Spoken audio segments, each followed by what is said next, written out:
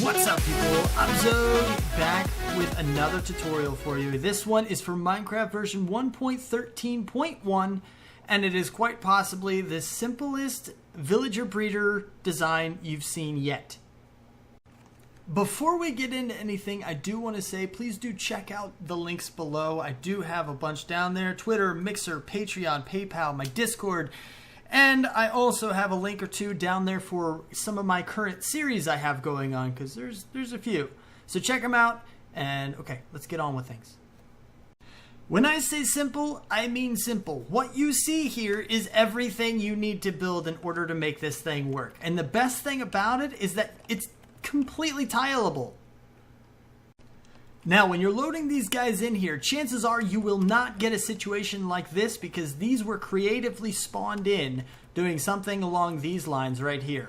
That's why they're stacked directly on top of each other. When you put them in yourself, most likely they're going to go, if I get further away, like that. They're going to be in there separated, but this is very important. If you somehow get your villagers stacked directly on top of each other, the babies will actually spawn inside of them, and they will also get trapped by this fence post. They have to be separated, then they get pushed around a little bit, and then they get shoved out the sides up top.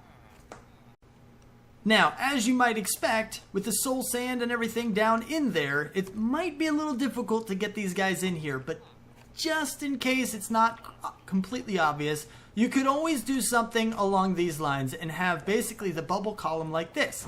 The guys will get shoved way up top. And then, if I can get down, there we go.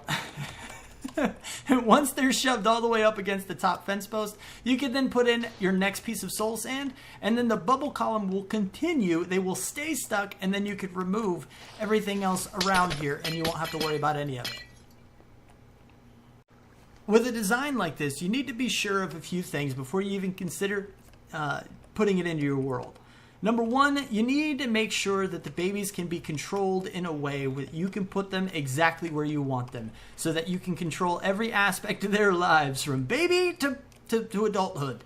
And number two, you need to make sure the food that these guys are going to be throwing to each other stays put, so that they eat all of it that they can in order to breed as much as they can. And number three, you need a place to put the food in the first place.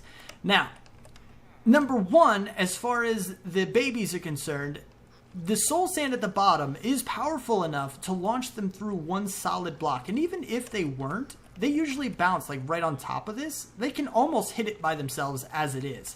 But the soul sand does launch them initially pretty high. And you'll see that here, if we can actually get this.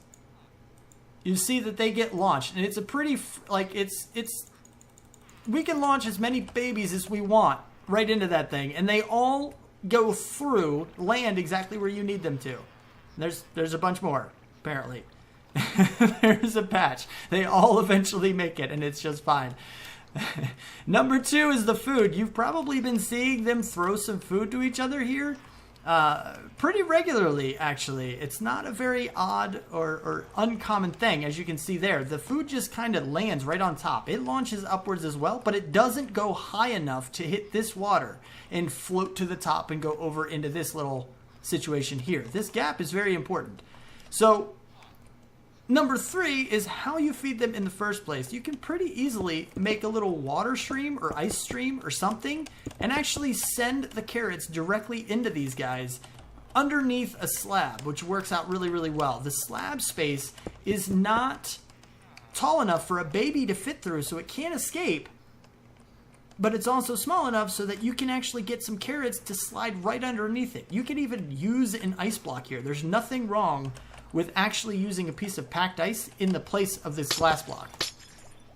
That won't change anything. So then you can literally make an ice stream that sends it directly into it. And once it's inside, it'll just land on top where the fence post is, so these guys can grab it whenever they need it, as, well, that is until it despawns. And just for complete clarification, I would recommend not using an ice block for this last one, because what will happen is the carrots will actually slide in there too fast, and that additional speed will help propel them upwards, and it will go all the way over and around into that other cage. But if you have this last block here as, well, not ice, then you can get some carrots and they'll slow down enough so that they don't actually pop up, and these guys actually have enough time to grab them before they go over. But that's also proof for you that water streams do indeed work, even though items float, and even if you're coming from a long distance away.